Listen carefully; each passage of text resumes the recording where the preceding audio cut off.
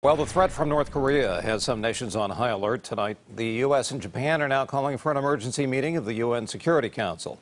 It all comes after North Korea launched yet another missile. Adriana Diaz has the latest from Beijing. According to U.S. intelligence, the medium-range missile, classified as a KN-17, was launched near North Korea's west coast. Japan's military says it reached an altitude of more than 1,200 miles before splashing down into the Sea of Japan. A U.S. official tells Reuters it landed about 60 miles off the coast of Russia. It was the first successful test after a string of recent failures. The regime continues to test banned ballistic missiles despite worldwide condemnation.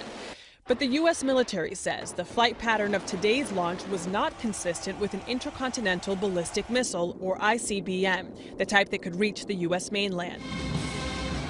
In January, North Korean dictator Kim Jong-un said an ICBM test was imminent, but it hasn't happened yet. This shorter-range test comes days after South Korea elected a new president who wants to engage Pyongyang, not isolate it. But today, his spokesman said dialogue is only possible if North Korea changes course.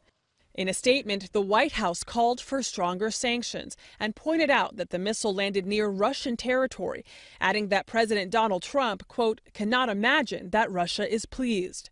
Russia's president expressed concern over the launch in Beijing. Today, China called for restraint and calm. China is North Korea's only major ally and has been pushing for negotiations.